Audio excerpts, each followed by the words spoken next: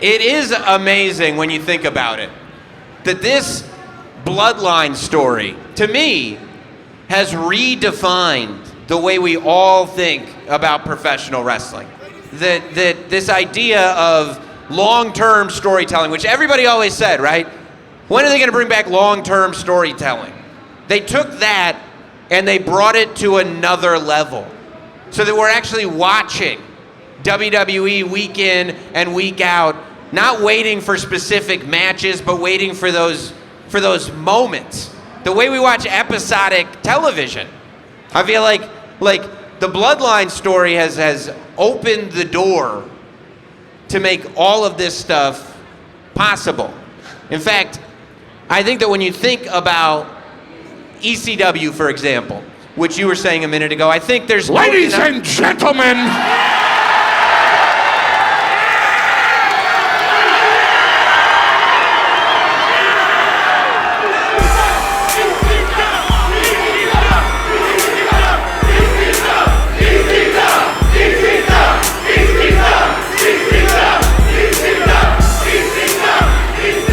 Ladies and gentlemen, my name is Paul Heyman. Today, live in God's country, New York City, I give to you Sam, not Sam. Boo him at leisure.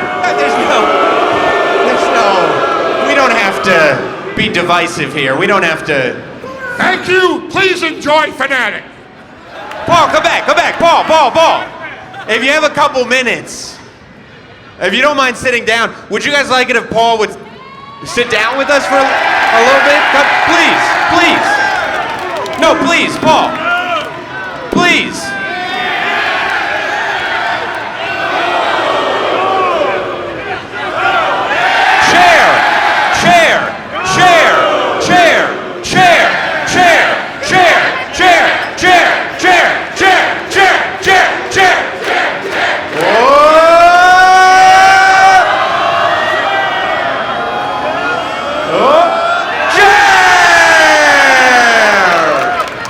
You know that you're old and fat when just sitting down gets a major pop nowadays.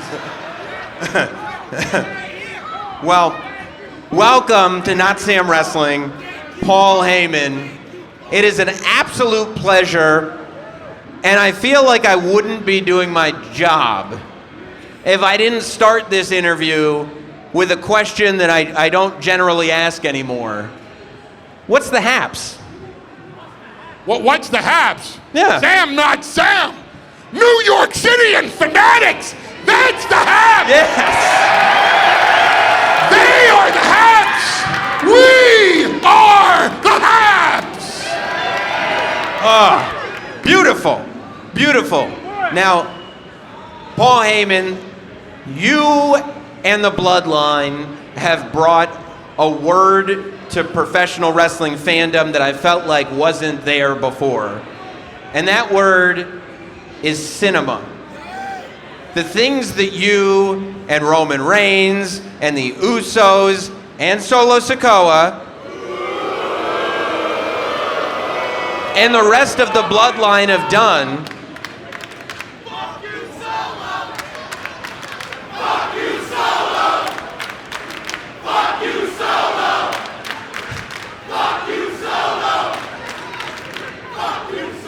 If you're gonna whisper it like that, don't bother saying it. If you're gonna say it with some passion, damn it. Fuck you, Solo! Fuck you, Solo! Fuck you, Solo! Fuck you, Solo! Fuck you, Solo! What does cinema mean to you? I mean, I'm not the one that originally described it as cinema. It's something that was bestowed upon us because trying to find the word of what we were doing became difficult because we weren't doing anything that was defined by conventional descriptions within the realm of professional wrestling or sports entertainment. But to me, it's the same thing that we did back in ECW. We stopped insulting the audience of the fans. We understood that you're looking for sophisticated storylines. We understood that it's no longer the day of Hulkamania. It's no longer the day of eyes bugging out of the head and luring the audience in to cheering for us or booing us, that we will earn it on merit. That if we don't deserve the cheers, we're not going to ask for them because we didn't earn it. That we take compelling storylines, that we look at TV shows like Peaky Blinders or The Sopranos or The Wire or Breaking Bad. Notice how these are all gangster shows, by the way. Or you look at the movies that become popular, and then the common thread is that you care about these characters. That even the good guys, the baby faces, have qualities that are kind of repugnant, and even the most disgusting heels will have a measure of redemption to them. That it's not just all black and white, that there is a middle ground, and sometimes that middle ground gets blurred, and then you have a right to choose for yourself which character you like more than the other. So it's just a matter of being modern. It's just a matter of realizing that the way that pro wrestling / sports entertainment was being presented was done. It was draconian, it was antiquated, it was old, it was played out. And it was time for something new and different and fresh, and something that played to what the audience itself had been crying for. Yeah, and I think that that's right. Do you, when you realized that this was working, like, okay, everything counts. Yes. Is a motto of Notsam Wrestling. It's our rule number 3. Everything counts. With that philosophy, and the Bloodline is entirely responsible for that, in my opinion. When you're keeping that in mind, are you doing things like, let's put this breadcrumb here and we can revisit in 3 to 6 months? Or 3 to 6 months later, are you going, you know, we did this back then, that should be referenced? No. Every single solitary moment, every frame that we're in has meaning for something. And sometimes it's an intentional misdirect, but it does mean something, because that misdirect will play out in a match. Or 3 months from now, it'll play out in a promo. In the very first scene that we had after Roman Reigns lost the title at WrestleMania to Cody Rhodes, we come into the locker room and Cody Rhodes now has the champion's locker room. Yeah. And Solo wants to kick down the door and reclaim it. And I tell Solo, number one, it's not our locker room anymore. Winning and losing matters. Number two, losing has consequences. And number three, if we want it back, we have to take it back our way, and that's by order of the tribal chief.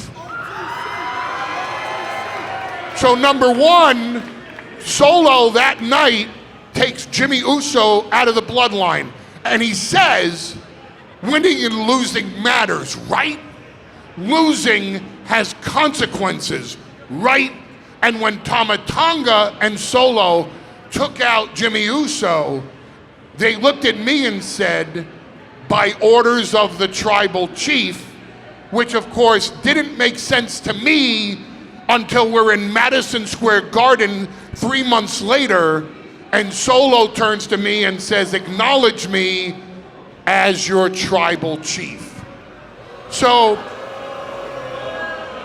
from the very first scene after Roman lost the title, that led 3 months later to that moment in Madison Square Garden, because when they refer to the tribal chief, they mean Solo, and they took my words of winning and losing matters and losing its consequences and shoved it straight up my tuchus.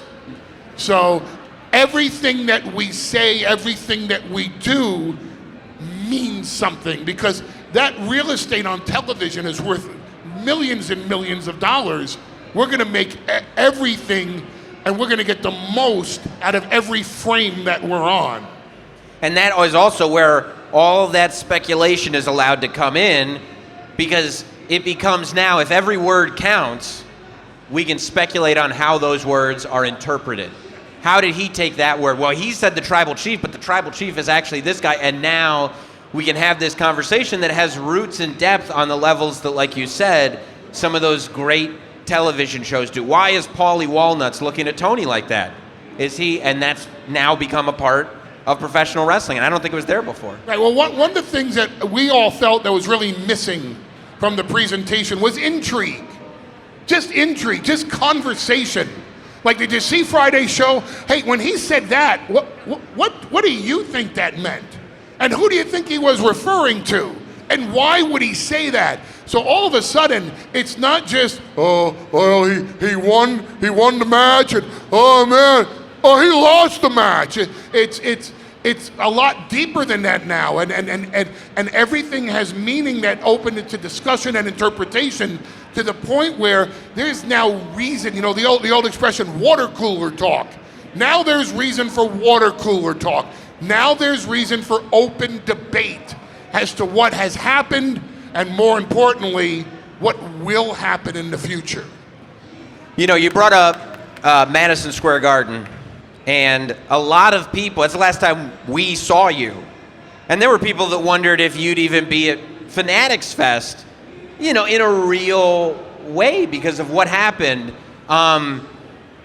First of all, at this stage in your life, let alone your career, to be involved in that level of physicality, where you're going to take a power bomb through a table, and a real power bomb through a table. With all due respect, you've never been an athlete, let alone right now. How do you, this is not an insult. It's not an insult, I'm no tough guy. No, he's good at a lot of other things. That's a real power bomb through a real table, really in Madison Square Garden, in real live New York City. Yeah. So, how do you wrap your head around this idea that this is happening tonight, and this is a thing that the audience, myself included, would have factored on that list of, yeah, but they'll never do this? Well, they have to do that. I mean, that's the exclamation point of what they're doing. At some point, for Solo to become the tribal chief, for Tama Tonga to become the right-hand man, for Jacob Fatu to become the enforcer, you have to take out the Wiseman.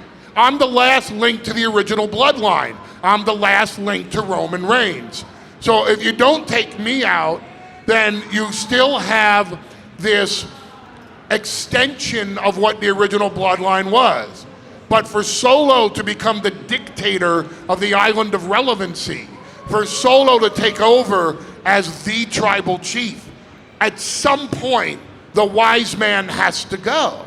And if you don't take me out, then it's just an extension. So there's no better place for them to make their move than in Madison Square Garden, especially a week after Jacob Fatu debuted, and especially coming off all the momentum of his debut, and 5 weeks before SummerSlam, where Solo's going to challenge Cody Rhodes for the undisputed title. This was, if in hindsight, the absolute perfect moment for them to make their move. And if they're gonna make their move, you can't half-ass it. You can't just thumb me in the throat and drop me. If you're gonna go, you go big. If you don't go big, we don't belong on the main stage at Madison Square Garden. And again, with all due respect, you look terrible going into it. You looked quite bad. I think you already had people worrying because you didn't look like you were in the condition to be walking out into an arena in front of people, let alone to be dropped, then picked up, then dropped again through a table. I mean, as a human being, was there any part of you going, this could go horribly wrong? I think just being in it is going horribly wrong. I think the whole object is that every moment after Roman Reigns lost the title is going horribly wrong for the wise man. And I live it. And you know, you live it. My tribal chief And my acknowledgement of my tribal chief is my fountain of youth. My ability to acknowledge Roman Reigns as my tribal chief makes me a young man. And every moment that I am away from my tribal chief,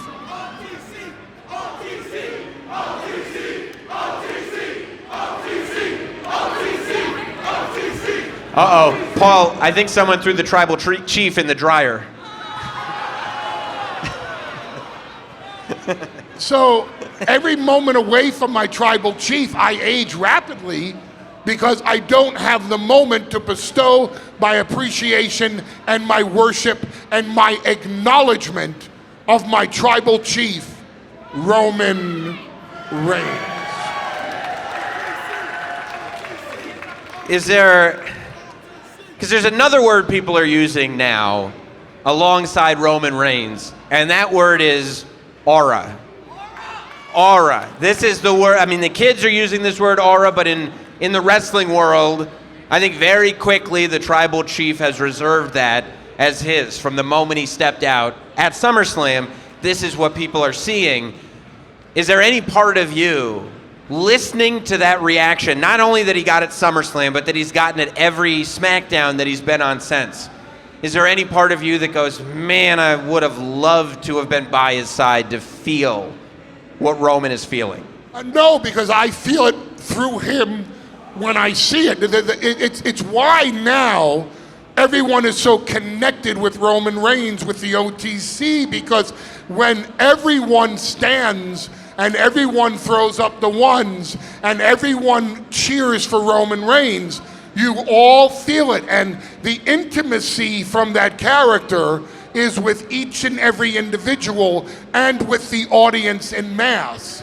So when he's cheered to that extent, I feel it because he is my tribal chief and I live vicariously through him.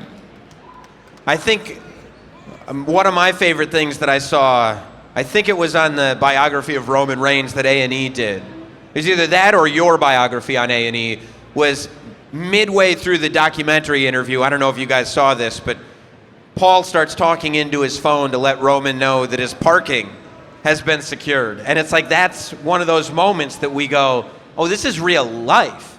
This is real life. So the same way I'm going, was a human being, you can't want to get powerbombed through a table. You go, no, I live as the wise man lives, for the positives and the negatives. Are we going to see Paul Heyman, the wise man, back on television anytime soon?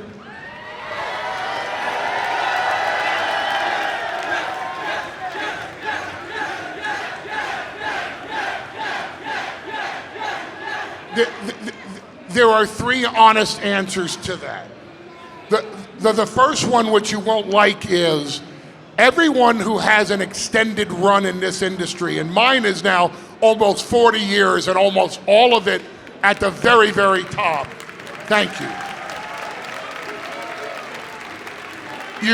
You always look for what's the perfect exit.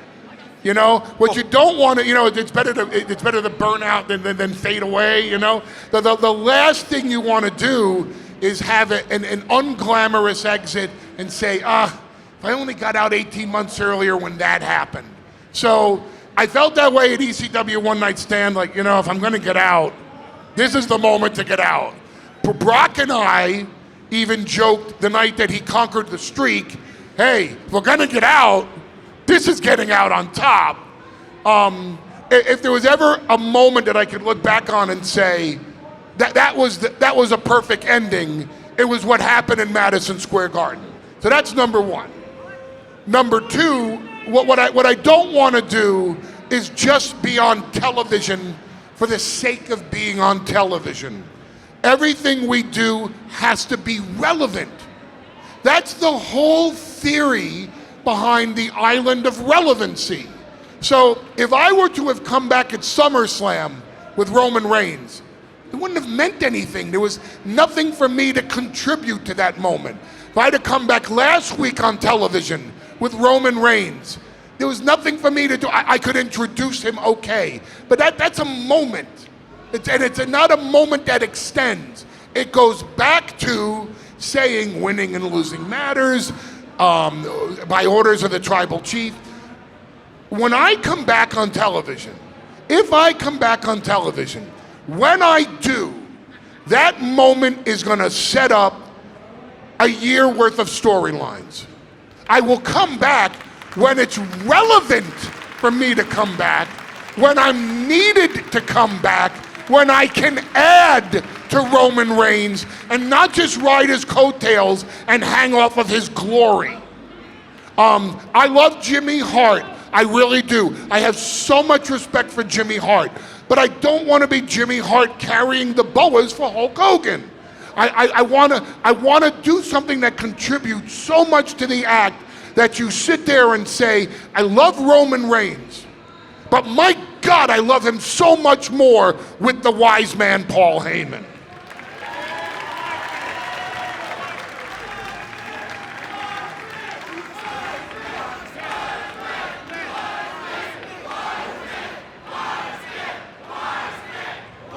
So the third answer to that is, if you really want to know if I'm coming back and when I'm coming back, stay tuned, bitches. You ain't seen nothing yet.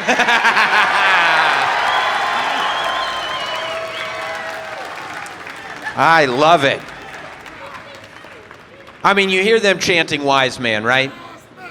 There was that moment when you said that you don't acknowledge. I acknowledge that you are not my tribal chief. Classic moment. And to me, why it's such a historical moment is not just that it worked, not just that it made us feel, but that was the moment where it was confirmed that after all the years of Paul Heyman being the most vile, hated villain and carrying that with him, whether he was doing an interview like this, no matter where he was, all those years of him doing that, in that moment, you transitioned over to the other side and gave fans like us permission to cheer for not only that moment, but your entire body of work. You haven't had much of it, but what was it like in that moment to be a good guy? Well, I mean, I experienced fan acceptance when I owned ECW. Of course. And I would come out and do the cult leader speeches with the long leather jacket and the baseball hat and the ponytail in ECW. And doing most of them stoned out of my freaking mind. Well, if you play to an audience that's stoned, when in Rome, or at the Elks Lodge. So, what it was like for me was, it worked. It hit. It resonated. They cared. They were into what we were doing. It goes back to something that I said, I don't remember to whom, but it carried, it got me through a lot of times in the backstage at MSG. And I was a photographer. I was like 17 years old. I don't remember if it was Albano or Freddie Blassie or someone. It may have been Gorilla Monsoon. And someone said, so kid, what's your philosophy of this industry? And my answer, because I just didn't have a better soundbite, was, well, what works, works, and what doesn't, doesn't. And I walked away. And they went, oh my God, that kid knows what he's talking about. And everybody was willing to talk to me after that. It worked. So, I mean, I can hyper-analyze why it worked, but it goes back to who are these two people, what is their conflict, and why should I care enough to pay to see them? There was enough conflict between Solo's claim of being the tribal chief and Roman Reigns' claim of being the tribal chief, that when I told Solo he's not my tribal chief, everyone in the Garden was with me saying it. How early did you know that once Roman loses the title, he would become a fan favorite? That once Roman loses that title, the fans would do for him what they did for you, and, you know, make him the hero? I think we've always kind of known it because, I mean, Roman Reigns returned on television. Roman Reigns returned at SummerSlam 2020. And then he was on that Friday night's television show, and the last 5 seconds of the show, the camera pans over, and I'm sitting on the couch with him. And of course, the headlines are, Brock Lesnar's advocate is now with Roman Reigns. That Sunday, he wins the title. So our first appearance together officially on television, he's coming out with the title. The entire run of the Tribal Chief has been as champion. This whole story was built around many different things: family, emotion, Sami Zayn, acceptance, love of family, hatred of our enemies. But the core of it all was always the power base on the island of relevancy of the head of the table is defined by the title itself. So we knew after losing the title, we were gonna have to write completely different stories because our ambitions, our motivations, our sensitivity, the core of the characters, the theme is now different. We've had 4 years of the theme of the champion Roman Reigns. Now it's a new theme. So going into Mania, we knew once Mania's over, this is gonna be a lot different for us. So when I did the Hall of Fame speech, and Roman and I, thank you. Give it up for that. I mean, it was one of the great Hall of Fame speeches. Amazing. And Roman and I both knew where this was all headed with genuine emotion. We decided not to be in character, but to show the world just how much we care for each other. And once you saw, wow, these two guys really do give a damn about each other. This is not just a working relationship. They love each other. The wise man does love his tribal chief. The tribal chief loves his wise man. These two are genuinely friends with respect and admiration and affirmation and acknowledgement of each other. And once the public saw that, we already turned babyface before you even knew it. You were cheering for Cody Rhodes to beat him for the title, but you were ready for the tribal chief and his wise man to do something different than the villains we have been for the previous 3.5 years. Would you say that's right? Were you ready? I would say that that's 100% right. And I think that you're especially correct about that relationship showing itself at the Hall of Fame, because I remember going on the podcast and saying Roman Reigns wouldn't induct the wise man because Paul Heyman, you know, other people, CM Punk or whoever has been a Paul Heyman guy. Paul Heyman is a Roman Reigns guy. It wouldn't make sense for Roman until you clicked it in and go, no, this is reality now. And all of a sudden we're relating on a different level. But I want to talk about that weekend and what led up to that weekend, because you were talking about sort of the meticulous effort that goes into the storytelling of the Bloodline, but at the same time we all saw the documentary about the behind the scenes of WrestleMania 40.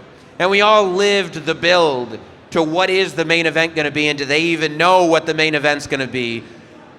How do you tell stories with meticulous attention to detail while at the same time have everything changing all the time and not know what's going on? Well, we always know what's going on because, number one, we stay well informed, and number two, whether anyone liked it or not, the tribal chief and his Wiseman are going to work with the chief content officer, Paul Levesque, and we're going to drive the narrative. I don't care if Cody Rhodes liked it. I would hope that he does. I don't care if he does. I don't care if Dwayne Johnson likes it. I would hope that he does. And I don't care if he does. I'm going to sell it to Paul Levesque. I'm going to keep it honest at the core of the characters. So no matter what the pivot or what the change or what the detour is going to be in our storyline, we're going to remain honest to the characters. We're never going to violate the core of who the tribal chief or who the wise man is. And as long as we remain authentic within these characters, then there's no swerve that they can throw us that we can't navigate and handle and put in a direction that not only are we comfortable with, but that we're comfortable vouching to each other. The audience is gonna love this. They're gonna pay to see it. They're gonna get their money's worth. And when they leave, they're gonna wanna know what comes next. And as long as Roman and I feel that, then it doesn't matter who's changing what. We're gonna craft it in our way and our narrative so that it fits for an authentic presentation that the audience can respect. And I use this word intentionally, all puns intended, that the audience can acknowledge. And they did.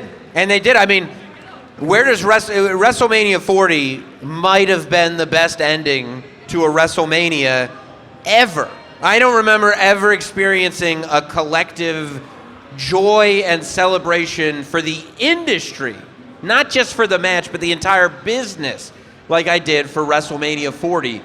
When did you and Paul Levesque establish that level of a relationship? He clearly has a profound respect for you. We heard comments that he made to you as he was giving you your Hall of Fame ring. He acknowledged, there's that word again, your contributions to the business in a way that maybe nobody has contributed. When did that level of respect really form that you could have that relationship? I can't speak for Paul Levesque. I don't know when or where he may have garnered that level of respect for me. I can tell you I've always been a Paul Levesque guy. I've always had a lot of respect for Paul Levesque. I met him for the first time when we had ECW participation on Monday Night Raw, and I met him backstage, and I don't know what the conversation was completely, but it was about Killer Kowalski and the manner in which he was trained. And the appreciation that he had for the history of the business, but the vision that he had that as much as I love the past and I'm grounded in the rudimentary and the fundamental ways of the business, we got to push it forward. Even back then in '97, I was like, wow, this guy has his finger on the pulse of the future. Working with Paul Levesque today is an absolute honor because he's a collaborator. He loves to collaborate. He loves to hear different ideas and he likes to implement them. It's the same as if the president decides tomorrow, let's invade Canada. Invading Canada is a good idea. Too much attention to the wall in Mexico. Let's go to Canada. And the vice president says, Mr. President, I don't think we should invade Canada. And then you have a general that goes, yeah, let's do that. And we'll start with Winnipeg, because that place is the shits. So let's go there. And and another person goes, let's conquer Montreal, because all they do is speak French, those bastards. And someone else goes, the fuck you want to do it in Canada? And finally the president sits there and says, okay, just Vancouver. Let's just go get British Columbia, because that's where all the good weed is in Canada. And they all go, yeah, let's do that. So Paul Levesque listens to the room, and then he collaborates. And he takes the best of everyone's ideas, and better than anyone I've ever seen, he edits them down into the format of the overall big picture. And he makes it fit in the construct on Monday Night Raw of 16 segments, and on SmackDown of 11 segments, and on Premium Live event of however long that event is going to go, 1 day or 2. And he does it seamlessly and masterfully because more than anything else, he has the ability to listen and never think, well, who are you to tell me about the wrestling business? He wants to know what you think, because then he's getting an idea that can only make his ideas better. And that level of collaboration at the top, I don't know anybody in the history of this industry that does it as well as Paul Levesque. Wow. And by the way, if he wants to hear what I think, he'll listen to anybody. I concur with your assessment, sir. Did you know that going in? Because clearly there are two different eras of WWE. There are multiple eras, but you know what I'm saying, from a creative perspective, and the Bloodline remained the top act through two different eras of creative control. Was there any apprehension about a new creative regime coming in and not being as high on the Bloodline as the previous one? I say this with all false humility aside. I could not imagine someone coming in this era and saying, yeah, I've seen enough of the Bloodline, enough of them. That's it. All right, Roman, thanks a lot. See you later. Anyone that looks at, it's like some people try to rail me over the coals last year. Like, oh, Paul Heyman said they're only in the third inning. What a jerk off Paul Heyman is. Yeah. I got news for you. I don't even think we're in the third inning yet. And now that you see the emergence of Solo and Jacob Fatu and the Tongans, and the fact that they are a real threat, the first time a real threat to Roman Reigns' dominance, to Roman Reigns sitting at the head of the table, to Roman Reigns being the top star, to Roman Reigns actually being the tribal chief. How many stories can we tell from the position that we're in now? You don't know what Jimmy Uso's stance on this is. You don't know what Jey Uso's stance on this is. You don't know if or when the Wiseman will return. You don't know who else Solo may or may not have in his back pocket ready to debut. You don't know what our moves, what Roman Reigns' moves, what my moves, what anybody's moves can be. All you know is that Roman Reigns is back. He's back to reclaim the title of Tribal Chief from Solo, and Solo has so much backup right now that Roman's in deep trouble. So, to come full circle, I can't imagine someone coming into power in this company and saying, we've told the entire story of the Bloodline. I see someone coming into power saying, oh my God, look what I get to play with now.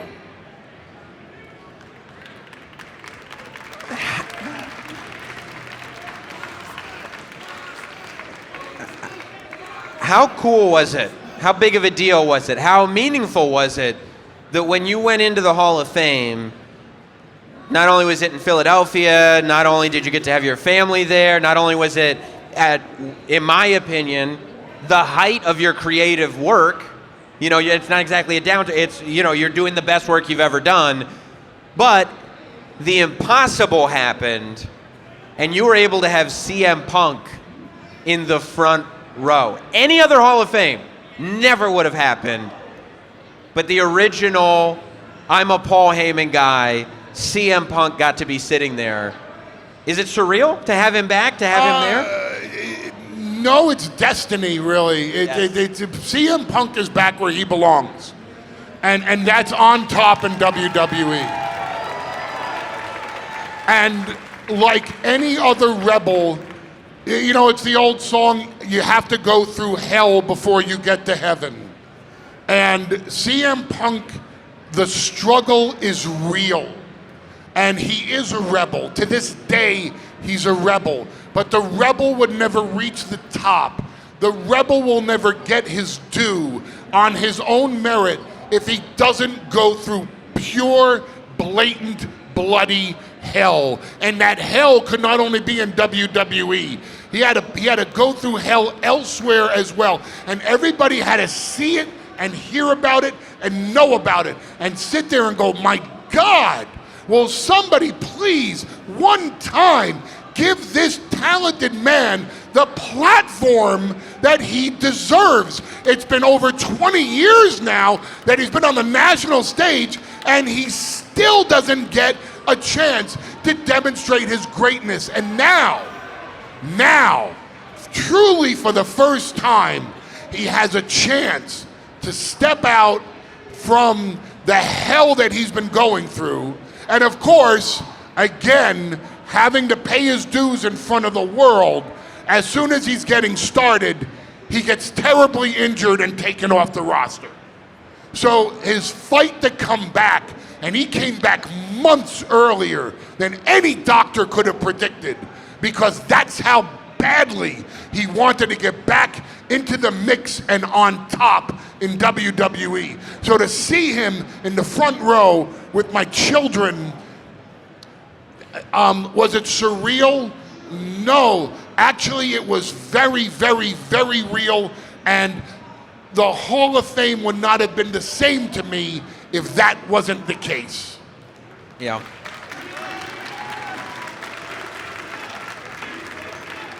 I think destiny is a word when it comes to talking about stuff like that.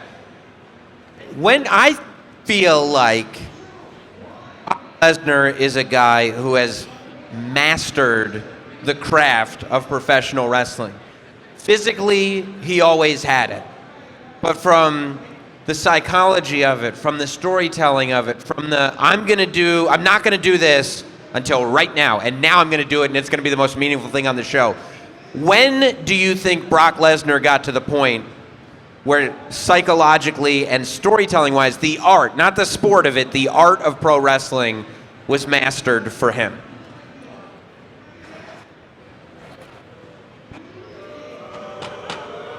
Mike. Ladies and gentlemen.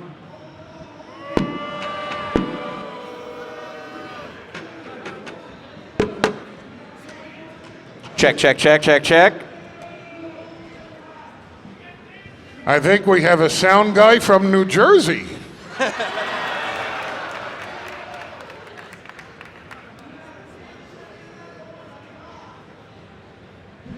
Check, check. There we go.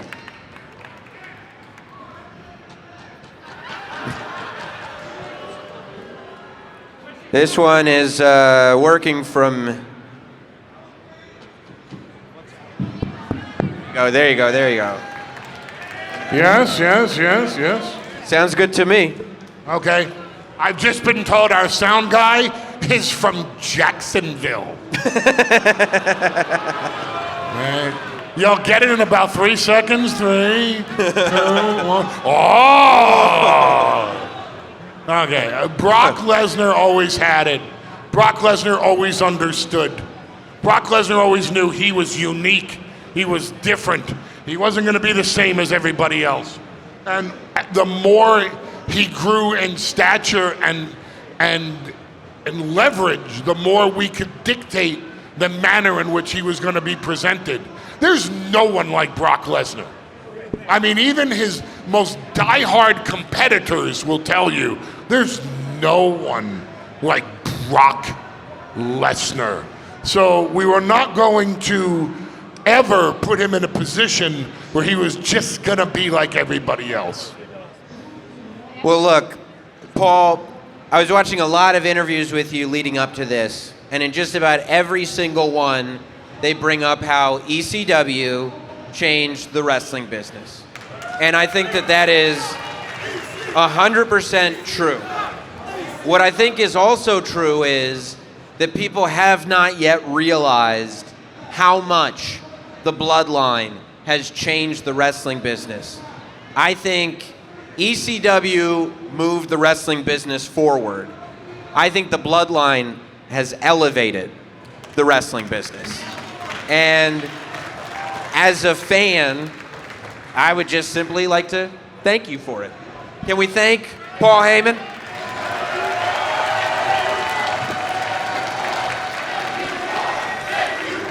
Ladies and gentlemen, the greatest manager slash advocate slash creative mind slash color commentator slash special counsel and Wiseman to the original tribal chief, Roman Reigns, Paul